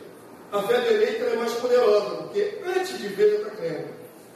Compreenderam a diferença? Atos 13:48. Os gentios, ouvindo isto, ouviram a palavra, regozijavam e glorificavam a palavra do Senhor. Todo mundo ouviu. No começo da pregação da igreja. Agora, leia aqui comigo aqui, ó. Todo mundo ouviu. Agora, quantos creram? Há uma grande diferença de ouvir e crer. Vocês estão ouvindo aqui coisas maravilhosas há muitos dias. Quanto que você já ouviu, você já crê? Aqui todo mundo ouviu e ficou feliz. Mas olha para o detalhe aqui, ó. Vamos lá? E creram todos os que haviam sido destinados à vida eterna. Todo mundo ouviu? Ouviu. Uns ouviram só. Mas alguns creram. Quais creram? Os que já tinham sido, no passado, tempo do verbo ali passado, destinados à vida eterna. Só os eleitos têm ouvido para crer. Vou fazer uma paráfrase que eu sempre faço, tem que ser assim, muito rapidinho. Mas deixa eu ver quem gosta de futebol aqui. Gosta, Pedrão? Gosta não, né? Gosta de flamenguista, né? Flamenguista. Você tem na bucha. Então, vamos lá. O Pedrão é flamenguista. Aí ele quer evangelizar, está com vontade de falar de Jesus para todo mundo. Aí ele dava uma estratégia que no Maracanã, e o cabinista de som do Maracanã é amigo dele, companheiro dele. E aí o Pedrão fala com ele assim, ó, me dá 5 minutos no intervalo do jogo, no microfone, que eu vou pegar Jesus com esse pessoal todo. Fla-Flu, lotado, já me imaginou? 80 mil homens ali dentro. Aí na hora do intervalo ele corre o microfone e começa a pegar. Olha, porque Jesus morreu na cruz pela tua vida, qual é a primeira coisa que ele vai ouvir? Um coro de mais de 80 mil vozes. Não é? Ouvir, todo mundo ouviu, entrou pelo aparelho auditivo. Mas no meio daquela multidão toda, mesmo os que vaiaram, vai ter alguns comparação a pensar. Sabe o que esse rapaz disse é verdadeiro? Por que eles creram? Porque tem ouvidos para ouvir, não ouvido auricular, ouvidos espirituais. Nem todos têm ouvidos para ouvir a palavra de Deus. Tocou, entrou. Estão compreendendo? Jesus dizia, quem tem ouvidos para ouvir, ouça o que o Espírito diz a igreja. Quem tem ouvidos para ouvir? Todo mundo tem aparelho auditivo. Mas quem tem ouvidos espirituais para ouvir? Os destinantes. Eles conseguem ouvir. Os outros vão ouvir só palavras, só fonemas. Mas a palavra não fica. E pior que nem entende. Nem entra, né? Não entende nada, aí já rouba a palavra. Esses que não são eleitos, o projeto de Deus é usar os filhos de Deus para abençoar os que não são filhos de Deus. Mas ser recebido pela glória dos filhos de Deus. Olha, Jesus disse, Mateus capítulo 5, verso 16. Quantos textos faltam aí? Só 4? Sim, Jesus, corri para caramba. Mateus 5, 6. 5, 16. Jesus disse para os discípulos, assim brilhe também a vossa luz diante dos homens. Está falando para os eleitos, os discípulos. Está falando, assim brilhe também a vossa luz diante dos homens. Por que Jesus diz assim, também a vossa luz? Por que ele deve brilhar também a vossa luz? Porque a dele já brilhava, meu filho. Jesus brilhou quando pôde. Enquanto estou na terra, sou a luz do mundo, como Jesus falou. Aí Jesus saiu da terra. Quem é a luz do mundo agora? Vós sois a luz do mundo. Vós sois o sal da terra. Estão compreendendo? Jesus falou, enquanto eu estou na terra, sou a luz do mundo. Jesus ascendeu aos céus. Quem ficou na terra para ser luz do mundo? Os filhos de Deus. Agora, se a nossa luz for treva, grande treva serão. Se o sal que é em nós for insosso ou louco, como está na Bíblia, só serve para ser usado pelos homens. Nós sempre seremos sal e luz. Nós podemos ser sal e luz emprestados. Podemos ser sal e luz emprestados. Não serve para nada. Mas nós somos sal e luz. Amém? Jesus diz, brilhe a luz de vocês diante dos homens. Para quê? Para que vejam as vossas boas obras e glorifiquem ao Pai de todo mundo. É o Pai da humanidade toda. Glorifiquem a vosso Pai que está no céu, dos eleitos, Pai dos eleitos. Os que não são filhos de Deus, de fato, são o que de Deus? Criação, criatura. Uns são filhos, outros são criação. A ardente expectativa da criação aguarda a manifestação dos filhos de Deus. Deus quer usar os filhos para brilhar a luz para os que não são filhos. Jesus diz, brilha a vossa luz através das obras. E eles vão glorificar o teu Pai que está no céu. Vou dar um exemplo. Irmão Zé Carlos na sua comunidade. Sempre estou vendo exemplo. Vamos usar só o personagem. Irmão Zé Carlos agora na sua comunidade, né? Aí lá tem uma senhora na frente da sua casa, na outra casa, tem um bebezinho recém-nascido. Um belo dia você está em casa, essa mulher começa a gritar porque o bebezinho dela está sufocando dentro de casa. Essa pessoa fica roxa, perdeu o ar. Ela desesperada, não tem para onde correr, ela lembrou, eu tenho um filho de Deus que vai na igreja, ou Zé Carlos, meu vizinho, vou bater lá nessa porta. Irmão Zé Carlos, por favor, me ajuda, meu filho está sufocando, está morrendo. Aí o marido vai lá, corre lá na situação, a criança ficou roxa. Você é um filho de Deus, recebeu o Espírito, tem fé, você ministra sobre a criança. Eu repreendo agora esse mal, essa enfermidade em nome de Jesus. Aí a criança começa a recobrar, começa a ficar rosadinha, começa a respirar normalmente. O que o irmão fez? O irmão brilhou a sua luz diante dos homens, diante dos outros que estavam ali. O que vai acontecer? Qual é o efeito? a mãe dessa criança vai glorificar o teu Deus e o teu Pai. Ela pode até não vir para Cristo. Ela pode ficar eternamente grata por você ter ido lá socorrer. Mas isso não quer dizer que ela é filha de Deus e vai nascer de novo. Certo? Ela continua sendo criatura. Você é eternamente grata ao teu Deus. Mas ela continua sendo criatura. Mas vamos imaginar que ela não era só uma criatura, que ela era eleita e não sabia. Aí aquele milagre aí que você operou, brilhou a luz, pode ser um start para ela vir para Cristo. Certo? Eu estou definindo quem é quem. Por exemplo, a possibilidade de ser e não ser. O milagre não define quem é Cristo, quem é de Cristo, quem não é de Cristo. Tem um monte de pessoas que receberam milagres, então vão beber aquele fumando e disciplina. Quando as igrejas receberam a bênção, foram embora. Curtir a vida. Não eram filhos de Deus. Mas receberam milagre, tiveram fé, receberam milagre. Estão compreendendo, queridos? Então, neste caso, quem tem que brilhar a luz são os filhos de Deus, diante dos outros homens, para que eles vejam a nossa manifestação e glorifiquem a nosso Pai que está no Senhor. Vamos lá. A criação será julgada pelos filhos de Deus no juízo final. Conseguimos, hein? Então pode terminar. 1 Coríntios 6,2. Vocês sabiam, e é a mesma coisa que Paulo argumenta, que no dia do juízo final, depois do milênio, vai passar o milênio, não apareceu o milênio, senão. No dia do juízo final, quando todos os seres humanos forem ressuscitados para comparecer em tribunal, nós estaremos assentados na tribuna para julgar a humanidade. Vocês sabiam disso? Nós nos assentamos junto com o Senhor para julgar a humanidade? Sabiam não? Quando o povo de Coríntios também estava esquecendo dessa verdade. Paulo dava uma bronca neles, porque eles estavam levando irmão contra irmão na justiça dos homens, envergonhando o Evangelho. Paulo chega a dizer assim: sofre o dano, sofre a perda, mas não envergonha o Evangelho. O Evangelho é de prega amor, e vocês estão se degradando dentro do corpo de Cristo. Está envergonhando o Evangelho diante dos homens. Vocês não sabem que nós vamos julgar os anjos? Que nós vamos julgar a humanidade? Nós vamos julgar junto com Jesus. Quando o tribunal se assentar, nós estaremos lá, julgando bilhões de pessoas. Presta atenção, olha a bronca de Paulo desses irmãos. 1 Coríntios 6,2. Leia comigo. Ou não sabeis que os santos hão de julgar o mundo? Ora, se o mundo deverá ser julgado por vós, sois acaso indignos de julgar as coisas mínimas? Vocês não conseguem resolver pequenos problemas? Vocês não sabem como julgar o mundo? Mas a Deus ele diz: ou não sabeis que havemos de julgar os anjos? Os anjos caídos, né? Mas são anjos. Vocês não sabiam também não? Não vamos sentar no tribunal e julgar? Agora não saber, tá vendo? Serão julgados segundo as obras que eles vão em vida. Qual é a base para a condenação dessas pessoas? A fé. Olha a pergunta que o pastor fez.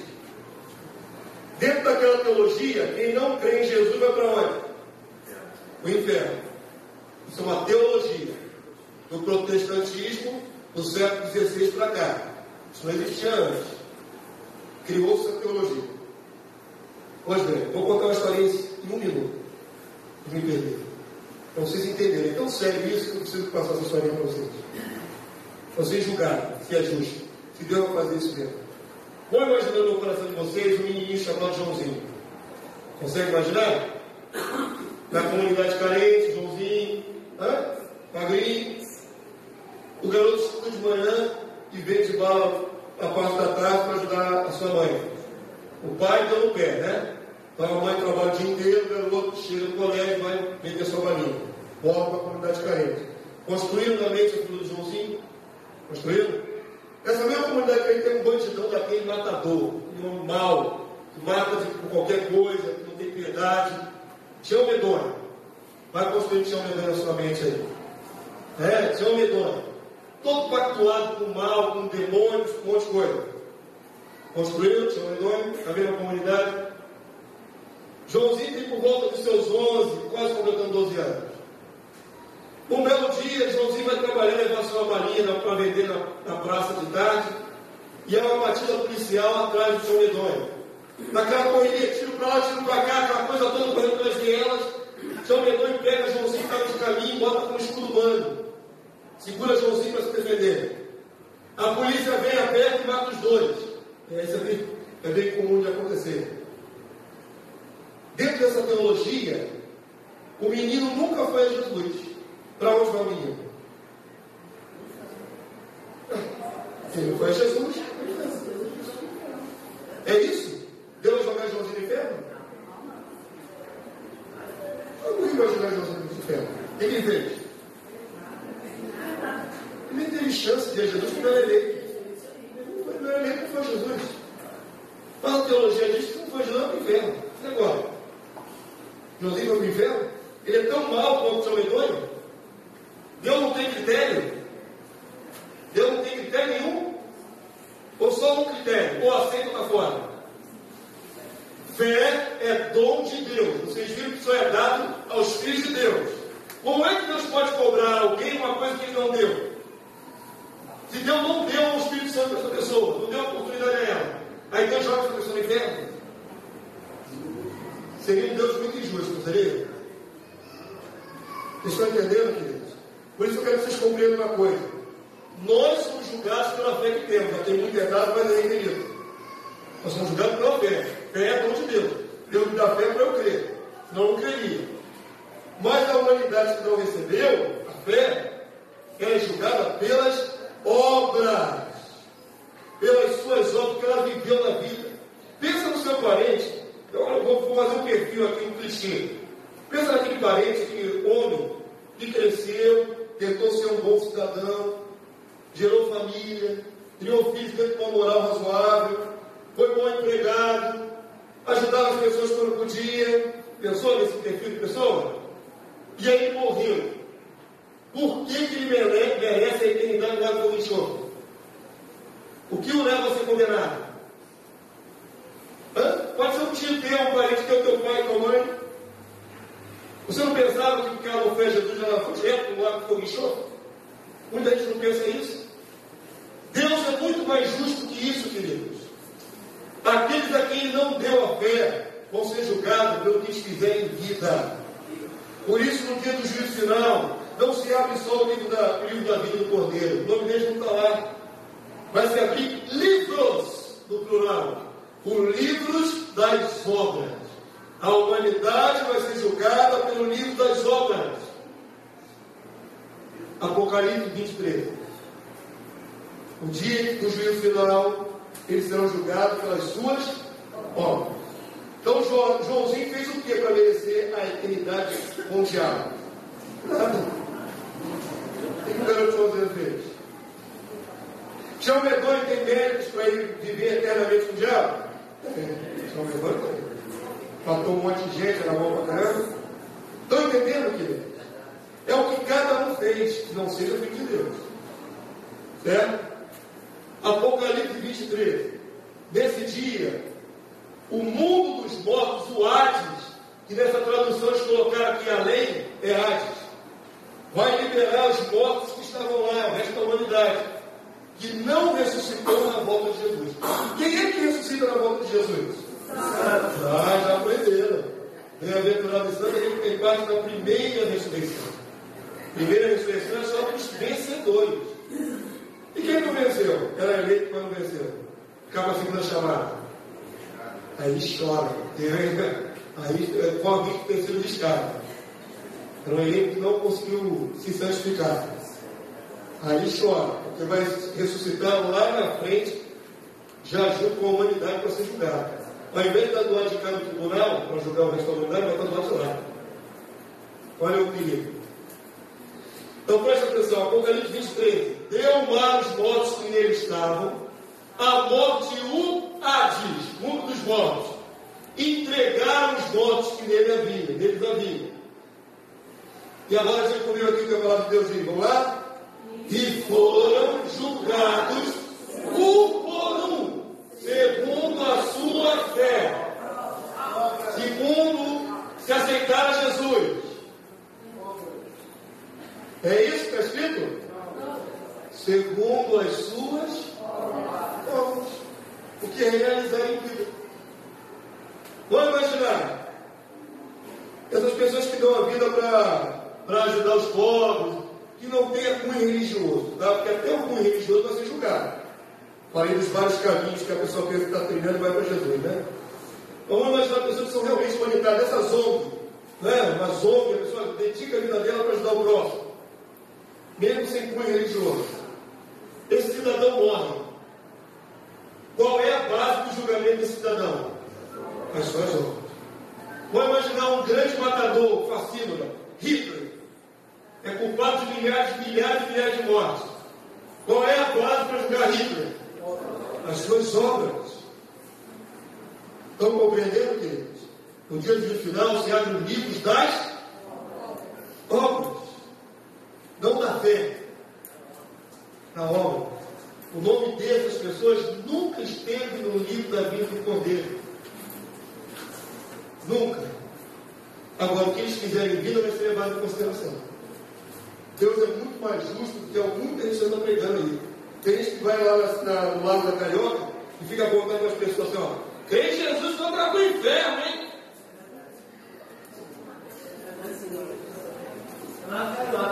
Eu sei, sozinho. Ele mesmo. Vamos ver como é que Deus é mais justo? Na sua Bíblia. Quando você pensa em Sodoma e Gomorra, qual é a primeira coisa que pensa na sua cabeça? Desse povo. Quando você pensa em Sodoma e Gomorra, o que vem na sua cabeça? Pecado, pervertidos, homossexuais, que eram homossexuais, para Deus diz isso. E para Deus a homossexualidade é abominação, tá? Há uma onda de aceitação agora na nossa sociedade, mas na Bíblia é abominação. Abominação. Acabou. Fecha aspas. Então você pensa em Sodoma e Gomorra, tudo perdido, mereceram, descer fogo do céu e matar todo mundo. Era muito perdido. Aí vem Jesus, no Novo Testamento, está escrito. E vai falar que se alguém tivesse ido lá pregar para eles, talvez alguns se convertessem. Isso é um mau caminho. Tem gente que estava vivo no tempo de Jesus que é pior do que os de Sodoma e Gomorra. Porque Jesus estava presente, falando a verdade, e não deram ouvidos. O que quero mostrar com esse texto magnífico? Que Deus vai levar em conta quanta oportunidade aquela geração teve de ter acesso à verdade, à luz. Se o próprio Deus não deu àquela geração oportunidades para crer, Deus não pode cobrar, queridos. É como se você fosse um aluno de 2º grau e o teu professor quisesse que você fizesse uma prova de 3º grau. Ele não ensinou a equação de 3º grau. Como é que ele pode cobrar? Agora, se ele pegar e ensinar a equação de 3º grau, ele pode fazer uma prova imediatamente, logo depois? Pode. Já ensinei. Estão compreendendo, amados? Nosso Deus é justo. Ele não tem um critério só, aceita ou não aceita Jesus. O critério dele é o seguinte: quanta verdade essa geração teve para crer? Se não teve nenhuma, Deus vai ter que ter mais paciência com aquele povo que estava na ignorância e trevas. Amém, queridos? Esse é o meu Deus, que está na Bíblia. Extremamente justo. Se Deus não permitiu, quem viveu em tempo de profunda treva, sem nenhuma revelação, Deus tem que ter mais paciência nesse povo. Agora, no tempo que Deus está revelando muito, todo mundo tem chance de crer bastante e entender, e não quiser andar correto, aí juízo vai ser severo. Porque muito é dado quando é requerido. Isso é justo. Isso é justo. Mateus 11, 23 a 24. Tu, Cafarnaum, a cidade que Jesus mais andava lá, elevar-te-ás porventura até o céu, já quer subir, né? A história de subir é muito antiga. Descerás até o Hades, porque se em Sodoma se tivessem operado milagres que em ti se fizeram, teria ela permanecido até o dia de hoje. Se o próprio Deus tivesse enviado um servo dele para fazer milagre lá, Sodoma nem teria sido destruída. Continuaria existindo. Está escrito, Jesus falando: digo-vos, porém, que menos rigor haverá no dia do juízo, quase da terra de Sodoma, do que para contigo. Com aqueles povos lá que não tiveram chance nenhuma, ainda que são muito perversos, então Deus vai ter que ter mais paciência para ajudar. Porque não tiveram chance nenhuma. Mas para aqueles que estavam no tempo de Jesus vivo, tiveram muita chance e não quiseram, Deus vai pesar mais a mão. Maior rigor, menor rigor, dependendo de quanta luz aquela geração teve para ter. Amém, queridos? Compreenderam? Então, por exemplo, até a Idade Média, antes da Reforma Protestante, só tinha que crer na Igreja Romana, quem não cresce era morto. Mesmo que fosse idolatria, mesmo que fosse coisa errada. Essa humanidade que viveu nesse tempo, Deus vai ter que salvar, levando em consideração que tinha como entendimento. Não tinha outro jeito. Compreenderam? Agora, cristão que está vivendo esse tempo aqui agora, tanto mais vocês estão vendo mais coisa melhor ainda de Deus, aí o peso é maior, da cobrança. Porque vocês estão tendo oportunidade de entender. Aí o negócio pegou, né? Eu vou até pensar assim amanhã, né? Agora o negócio pegou. Quem vai entrar mais requerido, não pode mais se beneficiar da ignorância. Sim. Falou em relação a as crianças que nascem com a reformação e os próprios filhos. Deus vai julgar segundo as suas obras. Eu dei o exemplo de Joãozinho. O que Joãozinho fez que merece a eternidade com Satanás? Ele vendia balas, dava mãe. Talvez fizesse uma mentirinha de vez em quando, próprio de criança, de fatura. Fala que Deus diz que há um tempo para Deus julgar a criança, só na sua mocidade. Existe uma linha tênue ali, quando a criança perde a inocência e entra na malícia da adolescência. Existe uma linha tênue. Não podemos dizer assim, é em tal data, é em tal ano, certo? Mas existe um momento que a criança deixa de ser ingênua e passa a ter malícia. Quando ela entra nessa fase da malícia, ela vai ser julgada sobre as suas obras. Aí Deus não vai julgar infantes. Deus não entra em juízo com crianças. Quando o Senhor estava para destruir Nínive, o profeta Jonas, aquele, da baleia, né? Que não queria pregar para Nínive, porque não queria que o povo se arrependesse. Ele tinha tanta raiva de Ninivita. Ele sabia, Deus é misericordioso, se for lá pregar, ele vai comer. Esse povo vai se converter, eu quero que eles morram. O fato é esse, Jonas não queria que Ninivita fosse salvo. Aí Deus faz nascer uma bomboneira atrás do profeta. Milagrosamente, uma bomboneira cresce de um dia para o outro. E fica grande. Aí ele gosta da bomboneira. No dia seguinte, Deus mata a bomboneira. Aí ele reclama com Deus. Poxa, Deus, matou a bomboneira por quê? Aí Deus brinca com ele. Meu filho, você está com pena com uma bomboneira, mas você não teve pena de minha vida. Deus dá uma lição para o profeta. Você não sabia que tem 120 mil homens lá que não discernem a direita da esquerda? E também animais? 120 mil homens que não discernem a direita da esquerda são crianças. Deus nem a destruir os indivíduos, tem 120 mil crianças lá e animais. Está entendendo? Deus dá uma lição ao profeta. Você queria que eles morressem, mas eu queria que eles tivessem uma chance. E os ninivitas se arrependeram com a pregação de Jonas. E no dia do juízo, Deus vai levar isso em consideração. Certo? Eles não são eleitos, mas se arrependeram, tiveram temor de Deus. Deus vai levar isso em consideração. Pelas obras. As crianças não entraram em juízo. Crianças não entram em juízo, até a fase da maturidade mental.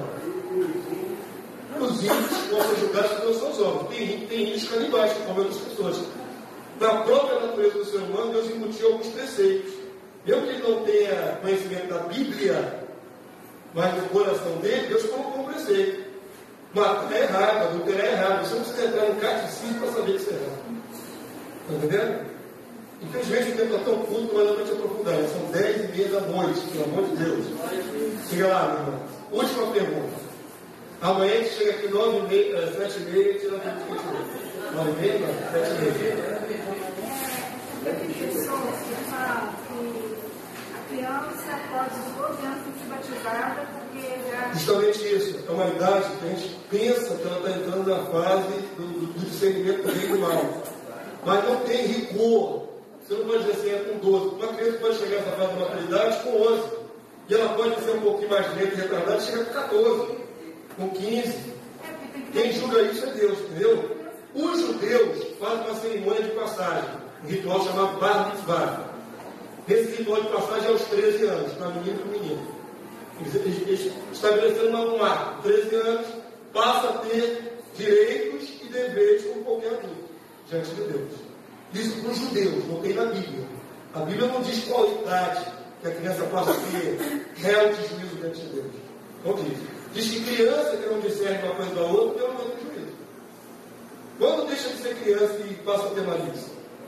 É uma linha muito tênue, não vou estabelecer porque não tem na Bíblia. É os judeus estabeleceram 13 anos. Os judeus. Nós somos judeus, não quero ver.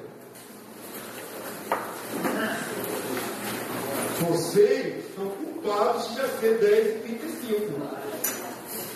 São vocês os culpados. Por mim, terminamos 10 horas. Fico preocupado com vocês. E algumas esposas aqui chegam em casa, o marido vai fazer cara feia. Vai torcer o nariz. Que hora é essa, mulher, que está vindo da igreja? Que igreja é essa que vai até 11 e pouca da noite? Aí você explica. É um seminário. Marido é uma benção. Da próxima vez vou levar você. Amém, querido? Vamos orar a Deus para que Deus dê graça, vocês possam chegar bem em paz nas suas casas. Amanhã, na mesma hora, 7h30, eu tiro dúvida aqui. Quem quiser chegar cedo e puder, a gente tira a dúvida amanhã. Em nome de Jesus, amém? Com a Coca-Cola, ou, mesmo nível. Amém, querido de Deus? Não é obrigado, o pastor não tem dinheiro para fazer Coca-Cola. Então não vem amanhã, pelo amor de Deus, não é isso. Pelo número de pessoas aqui vai ser até demais. Muita coisa. Certo? Então não se preocupe mais se rigor, não. Só não quero que traga colinha nem a lua. Vamos agradecer a Deus pelo entendimento que vocês foram expostos nessa noite. Amém?